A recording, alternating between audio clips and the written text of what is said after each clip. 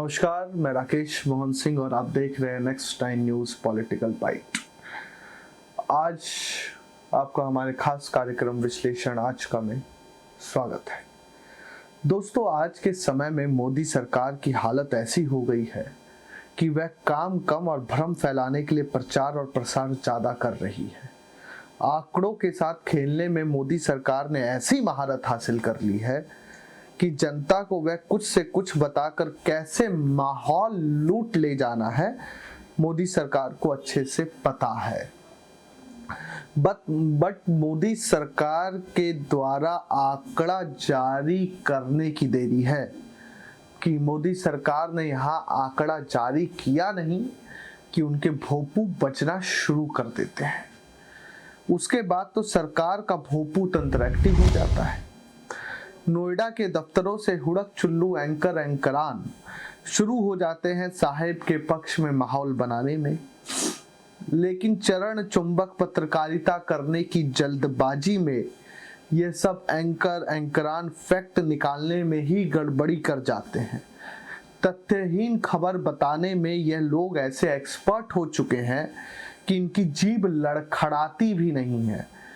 ऐसे ही एक पत्रकार है टाइम्स नाउ नव भारत के कथा कथित चरण चुंबक पत्रकार सुशांत, जो इस चैनल पर एक ऐसी पाठशाला लेकर आते हैं कि इसको देखने के बाद आदमी ज्ञानी तो कम ही बनता है, लेकिन इस शो के बाद पत्रकारिता के नियमों की धज्जियां उड़नी लगभग तय रहती हैं। पत्रकारिता के इस धुरंधर को तो बस स्वामी भक्ति से ही मतलब है। सुशांत ने अभी हाल ही में अपने शो पाठशाला में एक प्रोग्राम किया और बताने की कोशिश की है कि कैसे मनमोहन सरकार के समय में कम लोग गरीबी से बाहर निकले और मोदी सरकार के समय में सबके कथित तौर पर बंगले बन गए हैं। सब बढ़िया राजा महाराजा, वीआईपी घर, वीआईपी गाड़ी, वीआईपी खाना सब खा रहे हैं। कोई गरीब नहीं है, सब जगह हरियाली है, सब जगह खुशियां हैं।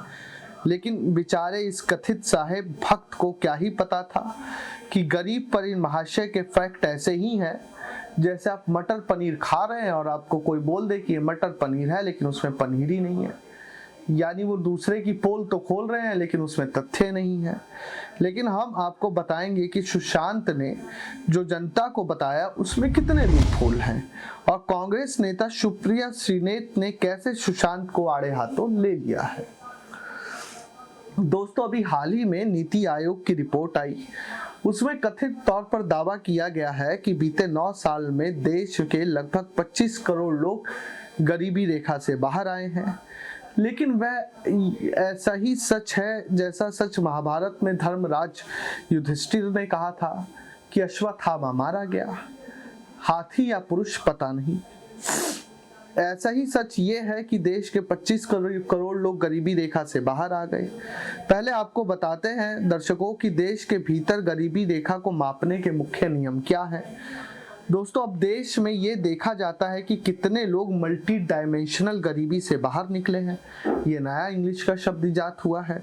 इसमें कोई भी व्यक्ति कितना गरीब है इसको देखने के लिए 12 पॉइंट्स है।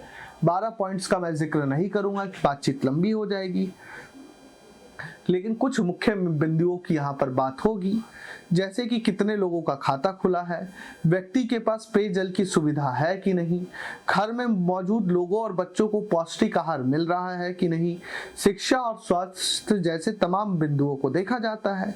दोस्तों, अगर पौष्टिक आहार किसी को ना मिले तो वह कुपोषण का शिकार हो जाता है और भारत में कुपोषण की स्थिति बड़ी चिंताजनक है। दोस्तों, साल 2021 में एक आंकड़ा आया कि दुनिया में 76.8 करोड़ लोग कुपोषण का शिकार पाए गए। इनमें से 22.4 करोड़ यानी कि लगभग 29% भारतीय थे। ये दुनिया भर में कुल कुपोषितों की संख्या के 1/4 से भी अधिक है। ये बात करते हैं अब बैंक खातों की। जब मोदी सरकार आई तो उन्होंने लोगों के जनधन खाते जीरो बैलेंस पे खोलने शुरू किए। दोस्तों, बैंक में खाता खुल जाना ही बहुत नहीं होता। खाते में पैसे है कि नहीं, इस पर भी तो सरकार को कुछ बताना चाहिए। ये मानक कितना खोखला है कि खाते में पैसा नहीं है और आप गरीब नहीं हैं। लेकिन दर्शकों, आपकी जानकारी के लिए बता दें कि पिछले 10 सालों में लगभग 10 करोड़ जनधन खाते इनएक्टिव हो गए हैं। यह तो होगा ही जब जनता की जेब में बचत के पैसे ही नहीं होंगे, आय का कोई साधन ही नहीं होगा, तो फिर खाते में हलचल कैसे होगी। और बंद हो गए लोगों के 10 करोड़ बैंक खाते। देश के भीतर आज भी कई ऐसे स्थान हैं जहां पानी पहुंचा नहीं है। बिजली किसी गांव के 5 घरों में पहुंच गई है तो ये मान लिया जाएगा कि पूरे गांव के लोगों के पास बिजली है, और वहां का व्यक्ति भी गरीब नहीं कहलाएगा। यानी गरीबी को खत्म करने के लिए मौजूदा सरकार जमीनी हकीकत से कम सरोकार रख रही है और एसी कमरे में बैठकर परसेप्शन के दम पर गरीबी रेखा का आकलन कर रहे हैं। जो लोग मोदी सरकार की प्रशंसा करते थक नहीं रहे कि मोदी सरकार ने 25 करोड़ लोगों को गरीबी से बाहर कर दिया है, उन्हें मनमोहन सरकार दौर के भी आंकड़े देखने चाहिए। भारत में 2005-06 और 2015-16 के बीच करीब जो गरीबी है 27.5% कम हुई। इसके अनुसार 27.1 करोड़ से अधिक लोग गरीबी से ऊपर उठे। दोस्तों, आप ये आंकड़ा देख रहे हैं, इसमें अधिकतर समय मनमोहन सरकार के दौर का था। बस फर्क ये था कि मनमोहन सरकार मौन रहकर मानकों से बिना छेड़छाड़ किए, आंकड़ों में बिना किसी फेरबदल के काम करके देश को आगे ले जाने में विश्वास रखते थे। आज की मौजूदा सरकार मानकों और आंकड़ों में हेराफेरी करके और अपने प्रचार तंत्र के सहारे सिर्फ बातों में ही देश का विकास करने में विश्वास रखती है। जो लोग मोदी सरकार की प्रशंसा करते नहीं थक रहे हैं और मोदी सरकार को बदलावकारी सरकार कह रहे हैं, एक खास दल का वंदन कर रहे हैं, उन्हें एक आंकड़ा ये भी देख लेना चाहिए कि देश के भीतर गरीबी का आलम आज के दौर में क्या है। 2019 में भारत के 13.70 करोड़ लोग 46 रुपए प्रतिदिन गुजारा करने को मजबूर हैं, तो वहीं 61.2 करोड़ लोग ऐसे थे जो 78 रुपए प्रतिदिन पर जीवन बसर कर रहे थे। यह आंकड़ा कोरोना महामारी आने से पहले का है। कोरोना के बाद तो हालत और बुरी हो गई है। इन आंकड़ों को लेकर कांग्रेस प्रवक्ता सुप्रिया श्रीनेत ने भी भाजपा और उनके मीडिया के लोगों को खूब लताड़ लगाई और कहा कि लगता है सरकार के फाइलों में गांव का मौसम गुलाबी है। सुनिए आप लोग भी सुप्रिया श्रीनेत को।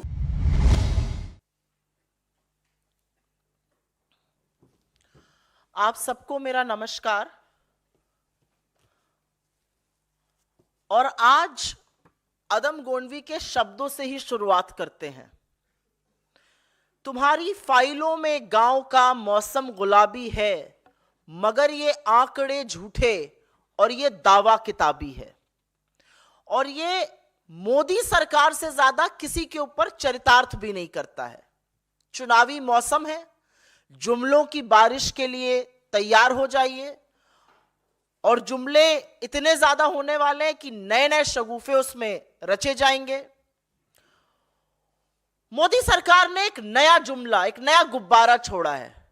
9 साल में 24 करोड़ 82 लाख लोगों को गरीबी से उबार दिया गया है। लेकिन कहीं ना कहीं यह गरीबों के खिलाफ एक साजिश रचने की भी बू आती है। अपने चिर परिचित अंदाज में यह गुब्बारा छोड़ा गया। प्रधानमंत्री से लेकर भक्त मंडली तक ने नीति आयोग के इस दंभ में खूब हवा भरी, लेकिन यह झूठ इतना बड़ा और यह मजाक इतना भद्दा था कि कुछ ही देर में फुस पटाखा साबित हो गया। मल्टी डायमेंशनल पॉवर्टी, बहुआमी गरीबी जिसको कहा जाता है, उससे करीब 25 करोड़ लोगों को उबार दिया गया।